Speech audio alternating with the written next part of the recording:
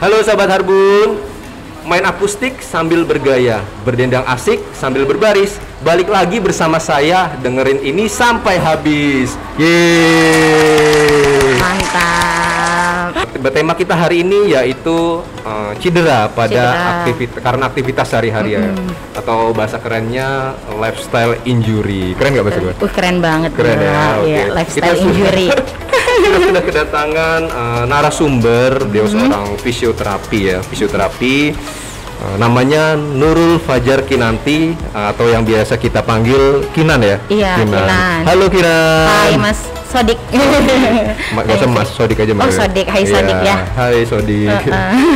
Hai Kinan, gimana, apa kabar? Alhamdulillah sehat. Terus dong, ya. Ini gimana nih kesibukan hari ini? Masih sambil jaga ini ya? Masih culik tetap, sebentar ya buat podcast ya? Untungnya udah ada teman-teman di atas ya. Oh, sudah ada yang menggantikan yang membackup dulu backup pasien-pasien yang di atas. Oke, kayaknya Kinan nih dari persiapannya kayak udah mateng nih, mau ditanya-tanya ya. Mateng.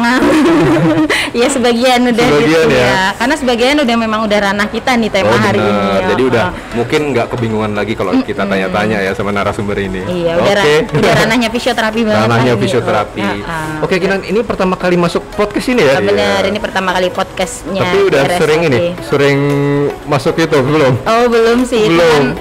Kalau ngomong di depan mikrofon udah pernah waktu itu sama di sebelumnya radio itu ya. Oh iya benar, dengar Kak Kinan ini dulu pernah siaran radio teman-teman.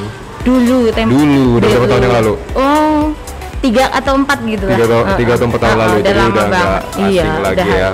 Udah familiar lah tentang di depan, ngomong-ngomong di depan gitu ya. Dunia ini. Balik ke tema kita yaitu cedera pada karena aktivitas sehari-hari. Ngomongin cedera karena aktivitas sehari-hari. Ya aktivitas kita kan sehari-hari banyak nih. Banyak. Kerja atau aktivitas. Terus kerja juga banyak, ada yang depan komputer, ada yang mungkin buruh, itu kan pekerjaan semuanya.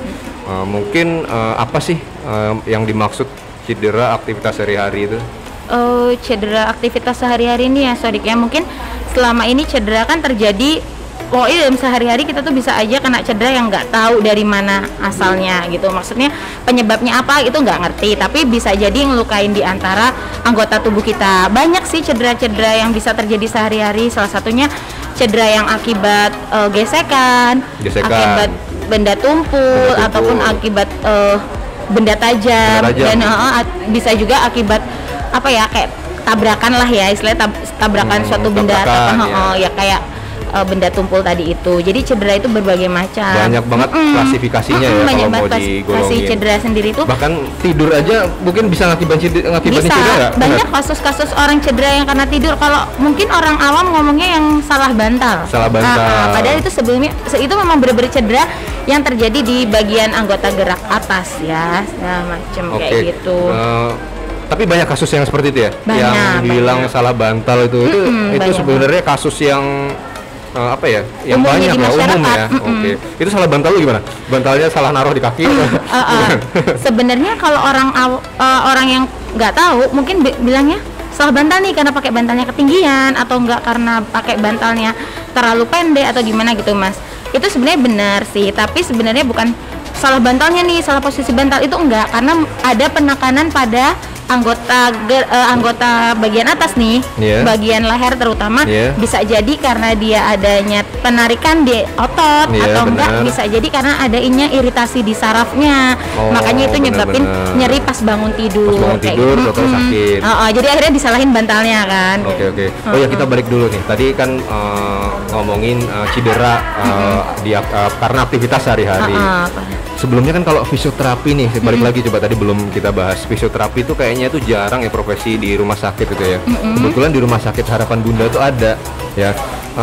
Mungkin orang-orang banyak nggak tahu kalau misalkan nyeri dia ke urut atau ke rumah sakit. Nah, fisioterapi itu sebenarnya profesinya gimana sih, Kinan?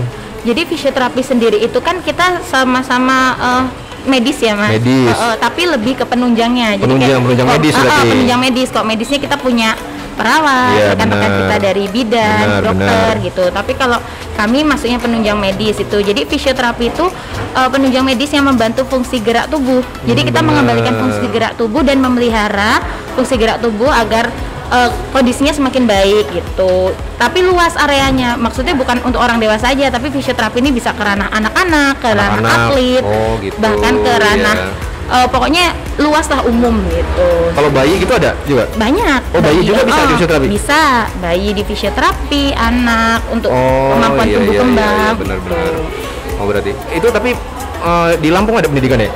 Kalau sejauh ini terbaru 1 tahun terakhir ini ada di Lampung, tapi sebelumnya hanya ada di Pulau Jawa. Pulau Jawa. Oh, berarti kamu dulu berarti di Jawa sana ya? Iya, saya di Jawa Tengah. Jawa Tengah. Oh, dari Lampung merantau ke sana Iya, buat merantau ke- memenuhi kebutuhan fisioterapi yang ada di Iya. Lampung gitu ya. Iya. Oke, seru nih. Fisioterapi soalnya jarang di rumah sakit, bahkan nggak semua rumah sakit ada ya.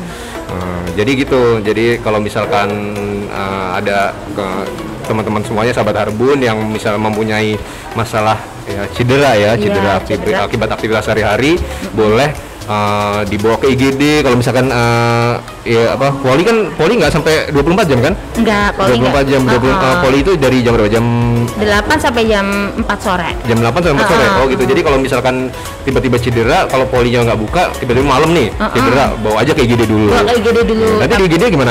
Dilarin ke poli juga nggak bakal? Nanti kalau dari biasanya kan cedera tuh dadakan ya Mas. Dadakan. Kita nggak pernah tahu gitu. Kadang kalau misalnya malam bawa IGD dulu, nanti udah dapat penanganan di IGD, pemulihannya baru di kita kayak Oh gitu. Dari IGD dirawat dulu atau langsung? Iya, biasanya kalau memang diharuskan rawat, masuk ruang rawat dulu, nanti kita visit dirawat. Oh, gitu, Kalau misalnya iya. kondisinya sudah semakin membaik, kita pindah ke rawat jalan. Baik. gitu. Balik lagi ke pekerjaan nih, aktivitas sehari-hari. Aktivitas sehari-hari kan banyak nih yang tadi saya bilang, ada yang kayak misalkan kerjaan kita di depan komputer nih. Depan komputer kalau terus-terusan mungkin bisa apa ya, kalau terlalu lama jari ya? Jari. Ya apa ya namanya istilahnya? Carpal tunnel tunnel syndrome ya, benar, nanti tiba-tiba semutan ya. Banyak sih Mas. Banyak ya. Itu bisa di fisioterapi? Bisa. Jadi kalau kasus-kasus di jari kan ada carpal tunnel syndrome, trigger finger, liquid fat syndrome, banyak banget. Itu akibat yang terus-terusan ya? Iya, Yang- aktivitas berulang. Apalagi monoton ya? Iya. Monoton gitu terus ya? Nah, mungkin itu dari yang misalkan depan komputer. Atau kalau misalkan kayak buru-buru mungkin bisa kayak misalkan nyangkul atau angkat berat gitu ya, angkat berat mungkin bisa nyeri punggung. Bisa. Atau nyeri apa, bahu mungkin? Nyeri bahu. Gitu. Kan kalau kita di rumah juga nih, walaupun kita misalkan lagi aktivitas nih, tiba-tiba ngeliat air galon habis, mau ngangkat galon, itu kan kita biasanya angkat sendiri tuh. Kamu angkat sendiri nggak? Atau yang suami angkat? Diangkatin suami Diangkat suami biasanya. kan, gitu ya, diangkatin suami. Nah, kan mungkin banyak orang yang nggak tahu tuh cara angkat galon yang bener gimana. Kebetulan di sini ada galon, ada galon air. Ada galon air. Galonnya masuk podcast kita. Makasih Oke, Mas. makasih Mas Rizky. Rizky. Oke, ini yang angkat siapa nih? Jadi Yang angkat siapa? sebenarnya kalau masalah kayak angkat galon memang banyak banget nih Mas aktivitas yang maksudnya angkat galon ini banyak banget yang nyebabin cedera pada tulang punggung. Karena apa? Karena dia salah waktu ngangkat. Oh, gitu. Jadi pembebanannya ekstra di tulang punggungnya, makanya sering banget pasien-pasien itu cedera karena aktivitas yang kayak angkat barang, terutama angkat galon, karena angkat galon ini bebannya termasuk berat kan, besar Berat, gitu. Jadi dia membebani punggung tuh hampir 2 kali lipat. 2 kali lipat. Oke, kita lihat coba Mas Rizky boleh contohin nggak gimana aktivitas Mas Rizky setiap hari? Biasanya gimana? Ya, biasanya gimana kamu kalau ngangkat galon? Nah, itu kosong. Kalau misalkan ada isinya. kalau misalnya galonnya Misalkan penuh, ngangkat ke dispenser misalkan. waktu kayak gini Mas, posisi ini kan salah banget nih, karena bebannya Mas Rizky waktu pas Rizky ngangkat balon ini full beban di punggung. Oh, di punggung sini. Harusnya gimana? Jadi ekstra, kerjanya punggung ekstra kan. Iya. Jadi harusnya yang harus Mas Rizky lakuin adalah Mas Rizky duduk. Duduk. Jongkok, posisi jongkok. Nah, Mic-nya agak ini ya. habis posisi jongkok Mas Rizky harus tumitnya semua di bawah Mas. Nah setelah kayak gitu baru diangkat, dan jangan diangkat di atasnya tapi di sisi kanan dan kiri. Nah seperti itu. Terus angkatnya? Nanti baru diangkat berdiri? pelan-pelan baru diangkat berdiri. Iya, tumpuannya harus dibagi Iya, dua betul. antara di punggung dan di lutut. Berarti gitu dulu, terus diputar, masukin. Jangan lupa dibuka dulu ujungnya. Tumpah. Tumpah bener kan. Jadi harusnya seperti itu. Oke gitu. Makasih Rizky, Mas Rizky ya. Masuk kamera loh dia. Masuk kamera, on podcast frame. ya. Lumayan. Oh jadi gitu ya kalau angkat galon. Jadi salah satu edukasi nih ya buat semua pasien ataupun orang-orang yang lagi di rumah lah, intinya nggak boleh sama sekali untuk pengangkatan itu kita posisi kayak posisi sujud posisi apa mas? Yang ruku, nggak boleh posisi ruku, harus jongkok dulu. Jadi pembebanan kita bagi dua antara di punggung sama di lutut. Dan otot-otot panggul, paha gitu ikut bekerja. Kalau misalnya kita kayak posisi Mas Rizky tadi, itu semua pembebanan ada di tulang belakang. Jadi otot-otot yang di punggung ekstra kerja. Makanya nanti selesainya biasanya aduh sakit nih, biarin aja lah. Jadi bisa nyebabin kram kan? Nyebabin kram, gitu. Biasanya berapa sih maksimal kayak gitu yang bebannya yang harus diangkat maksimal? Kalau maksimal beban itu sebenarnya kita itu bisa bawa 2-3 kali lipat dari beban tubuh kita, asal pengangkatannya dengan baik dan benar. Oh gitu, misalkan berat saya 10 kilo misalkan. 10 kilo. Berarti berapa sih 3 kali? Biasanya 20 itu masih bisa, 30 masih bisa, asalkan gitu. dengan posisi dan cara yang benar. Kalau misalnya emang kuat langsung kayak gitu. Kuat bisa. Oh bisa. Gitu. Belum pernah nyoba sih. Tapi kan dilihat juga nih apa aja nih. Iya benar-benar. Iya soalnya kan kadang-kadang yang buru-buru bawa apa ya beras gitu. Panggul itu ya. Panggul gitu kan.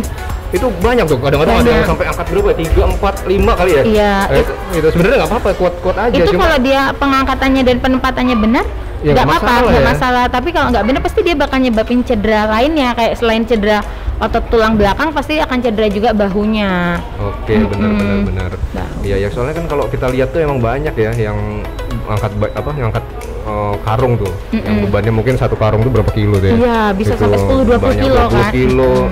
Kalau ditumpuk sampai 5 ternyata nggak apa-apa kalau asalkan cara angkatnya benar. Benar dan ya. Tidak ada kontraindikasi ya, maksudnya dia kondisinya baik istilahnya benar, kayak gitu. Lagi patah tulang kan nggak boleh juga. Itu nggak boleh sama sekali. Ya. Kalau ngomongin tentang yang di komputer tadi kan, kalau depan komputer kan ada yang carpal tunnel syndrome. Iya, CTS. Kemudian ada juga mungkin kalau terlalu lama duduknya gitu mungkin nggak sih bikin kita sakit pinggang juga. Kursi berarti ya? Masalahnya kursi atau apa tuh? Jadi kayak misalnya kita aktivitas di depan laptop terus-menerus, ya, depan komputer terus-menerus. Selain kena carpal tunnel syndrome atau penjepitan terowongan di jari-jari tangan, itu juga posisi yang tidak ergonomis kan, Mas? Ergonomis. Ya. Cara aturan kerja lah ya, nggak sesuai. Tidak ergonomisan dalam bekerja ya. Posisi duduk. Nah, kita bilangnya posisi duduk. Sebenarnya apa sih posisi duduk itu? Posisi duduk tuh posisi duduk yang harus baik dan tepat waktu kita di depan komputer.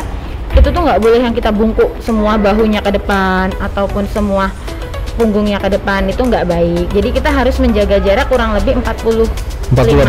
5 derajat, 45 derajat berarti posisinya kayak mana ya? Kayak kedua tangan direntangkan. Terus kita ada jarak space gitu, Jadi benar-benar misalnya ini laptopnya, komputernya di sini. Kan biasanya orang-orang gini kan, karena dia nggak ini.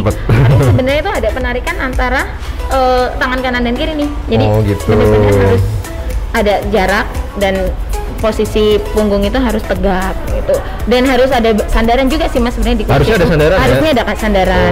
Jadi kalau diposisiin kayak ada sandaran tuh dia hampir bentuk 90 derajat gitulah, jadi agak-agak bersandar gitulah. Jadi nggak tegap seharian gitu, enggak. Jadi kalau misalkan ada kursi yang cuma bulat gitu kayak gini ya, kalau berlama-lama harusnya nggak ergonomis. Nggak ergonomis. Malah bikin cedera. Iya.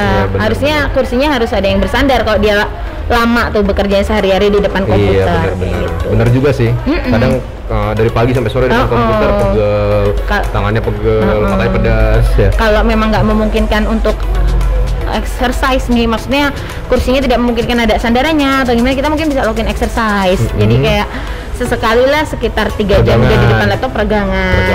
Kalaupun memang nggak ada sandaran, kita mundurin kursinya biar tangan kita yang maju, jadi posisi tangan kita tetap lurus. Ya harus ada gimana ya, biar nggak monoton terus. Iya, nggak monoton, nanti lama-lama banyak masalah yang timbul tuh dari posisi yang nggak ergonomis. Benar. Itu harus diperhatiin tuh, terutama yang teman-teman sahabat Harbun yang kerjanya di depan komputer. Kadang kan nyepelein ya, tapi itu aktivitas berulang. Nyepelein.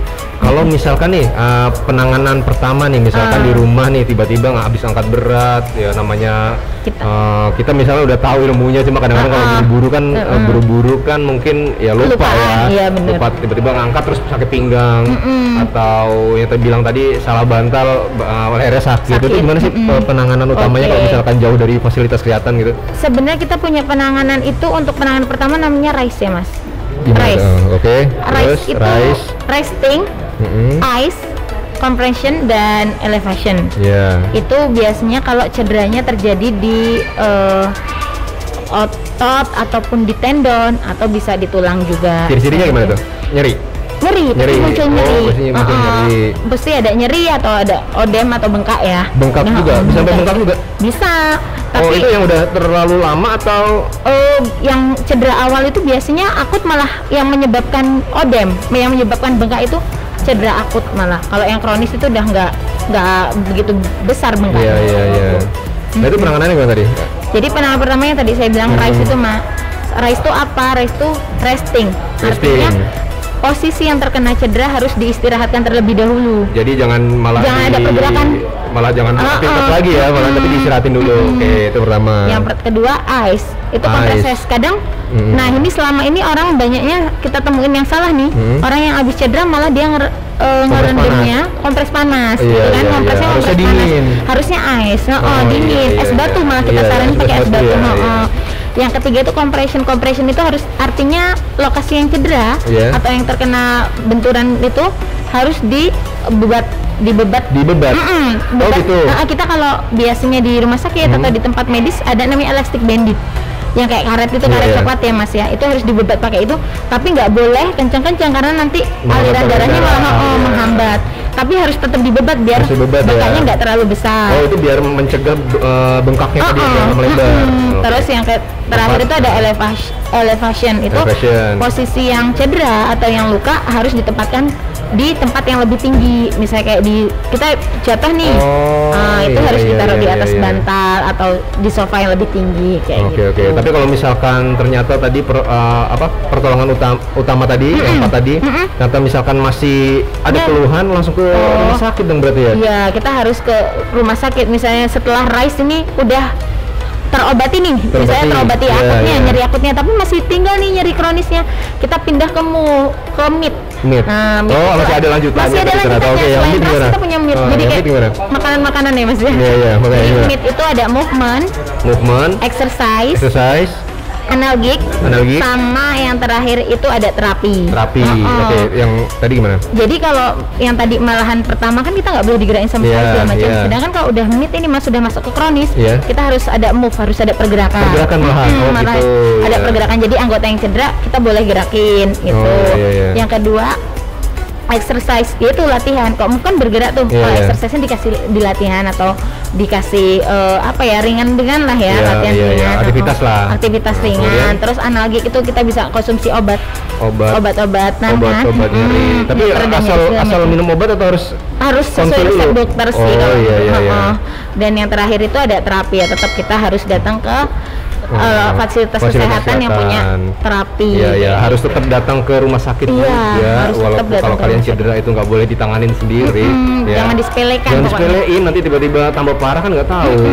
Banyak efeknya kalau semakin benar. Walaupun jauh dari fasilitas kesehatan, ya udah sih ke rumah sakit dulu bentar buat ngecek beneran sembuh atau tambah parah nggak sih gitu. Bener. Ya, di Rumah Sakit Harapan Bunda ada fisioterapinya. Kesini aja ya masyarakat Lampung Tengah. Bisa terapi di sini. Bisa terapi di sini, bener-bener. Oke, kan kalau di YouTube tuh lagi tenar-tenarnya namanya pijet kretek. Bener nggak sih itu gimana kalau menurut fisioterapi gimana sih pijet kretek itu? Sebenarnya di bidang fisioterapi sendiri itu kita punya sih Mas, yang namanya pijat kretek itu. Nama istilahnya zero praktik ya. Apa namanya istilahnya? Zero praktik. Oh gitu. Itu tapi kretek itu nggak bisa sembarangan orang yang kretek. Jadi kalau bukan yang nggak punya ilmunya, ahlinya istilahnya maksudnya ahlinya, takutnya malah nyebabin cederanya makin parah gitu. Karena kan banyak banget tuh, apalagi resiko untuk zero praktik kretek-kretek ya istilahnya. Iya banyak ya kayaknya tulang belakang tuh beresiko banget karena semua susunan pusat saraf kan ada di tulang belakang nih. Jadi benar-benar itu sebenarnya ada metodenya di bidang fisioterapi sendiri. Ada sebenarnya ya. Tapi harus sama yang ahli kayak gitu, karena biar nggak beresiko lah. Oke, jadi sebenarnya ada, cuma nggak boleh sembarangan orang. Nggak boleh. Gitu ya. Oke nih Kinan, tadi udah banyak banget kita ngomongin tentang fisioterapi. Kan Kinan praktek di Rumah Sakit Harapan Bunda ya. Tadi udah disebut, dia bilangin kalau misalkan masyarakat sahabat Harbun atau masyarakat Lampung Tengah, Lampung lah ya. Kalau misalkan punya masalah habis ngelakuin aktivitas, cedera, nyeri atau apa, fraktur juga bisa ya. Nah itu datang dulu ke rumah sakit. Kalau misalkan kalian tiba-tiba malam kenanya, ya datang aja ke IGD lah dulu ya. Nanti konsulin ke dokter KFR dulu ya. Iya. Dokter KFR, kemudian nanti yang fisioterapiin ya petugas fisioterapi gitu ya. Nah, di sini aja ada kita di Rumah Sakit Harapan Bunda ya. Gak usah jauh-jauh kemana-mana ya, masyarakat Lampung Tengah nih. Oke, jadwal fisioterapi itu hari apa sih?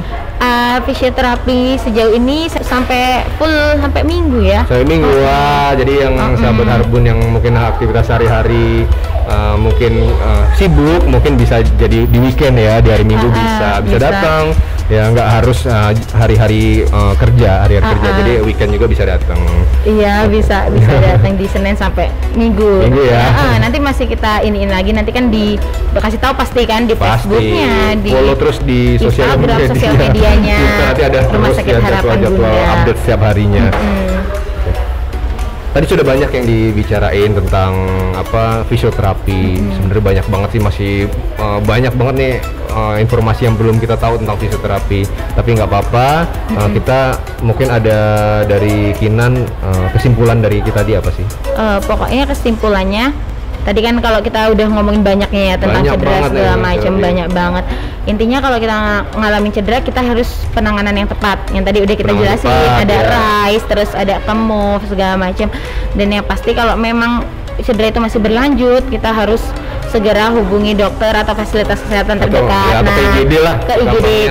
Dan fasilitas terdekat di Rumah Sakit Harapan Bunda ini kan udah lengkap banget. Udah ada dokter rehabnya, udah ada fisioterapinya, terus IGD pun 24 jam gitu. Jadi nggak usah jauh-jauh, langsung aja ke Rumah Sakit Harapan Bunda. Rumah Sakit Harapan Bunda ya. Jadi nggak usah jauh-jauh, kalau pokoknya ada cedera dikit langsung ke IGD Rumah Sakit Harapan Bunda. IGD-nya kan 24 jam. IGD 24 jam bener. Itu ya kesimpulannya? Iya. Ya pokoknya kesimpulan itu. Terus tadi PR-nya kalau angkat barang yang baik, benar, yang benar, harus angkat barang ya.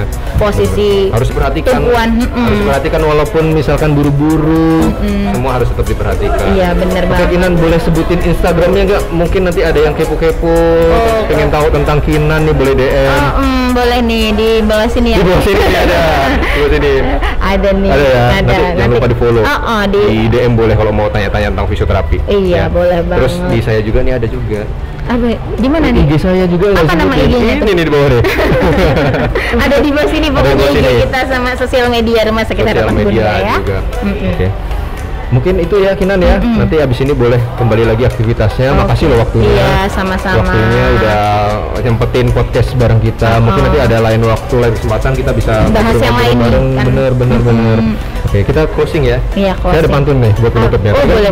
Kan ada pantunnya. Closingnya juga ada. Closing juga harus ada. Oke, gimana nih closingnya? Pergi ke warung membeli ciki, belinya lebih dari satu. Cukup di sini pertemuan kali ini. Sampai bertemu di lain waktu. Bye. Jangan lupa follow ya sosial media kami ya.